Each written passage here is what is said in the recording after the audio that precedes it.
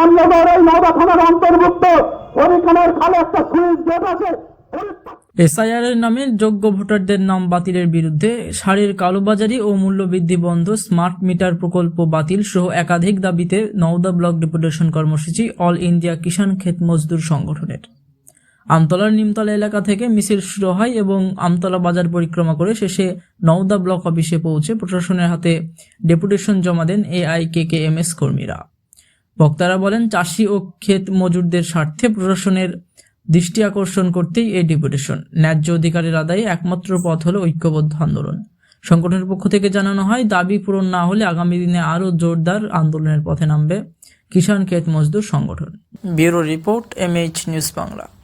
মানুষ তখন ভাববে আমি কি করে বেঁচে থাকবো, এই চিন্তায় তখন মানুষ পাগল হয়ে যাবে।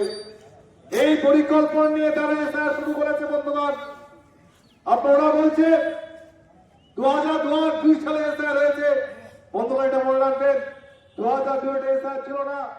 আমরা ওখানে 5 জন গেছিলাম। সেখানে বিডিও সাহেব আমাদের যে দাবি, সেই দাবিগুলোকে পূর্ণ সহমত জানিয়েছে এবং বলেছে যেটা আমার পক্ষে সম্ভব সেটা নিশ্চয় আমি দেখব।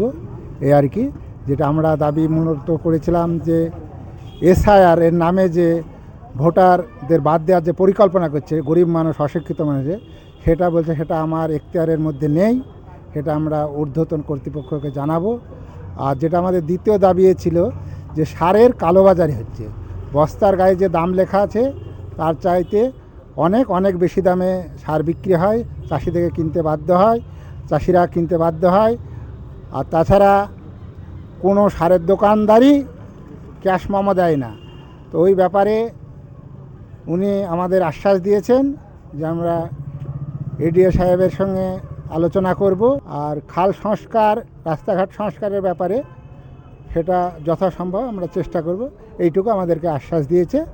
তাতে আমরা এসেছি আর কি। আমরা সুরাহা না মিললে, এতগুলো দাবি আছে, সুরাহা যদি না মেলে তাহলে কি পরিকল্পনা? সুহারা যদি না মেলে আমরা আবার এলাকায় যাব, চাষিদেরকে সংগঠিত করব, এলাকায় এলাকায় চাষি কমিটি তৈরি করব, আমরা যাতে আরও আন্দোলনকে শক্তিশালী করতে পারি, আরও বৃহত্তর আন্দোলন গড়ে তুলতে পারি, সেই আশায় আবার আমরা আসব। আমরা যেহেতু জানি আন্দোলনই হচ্ছে একমাত্র মুক্তির পথ, ভোটের মাধ্যমে, সরকার পরিবর্তনের মাধ্যমে সমস্যার সমাধান হবে না।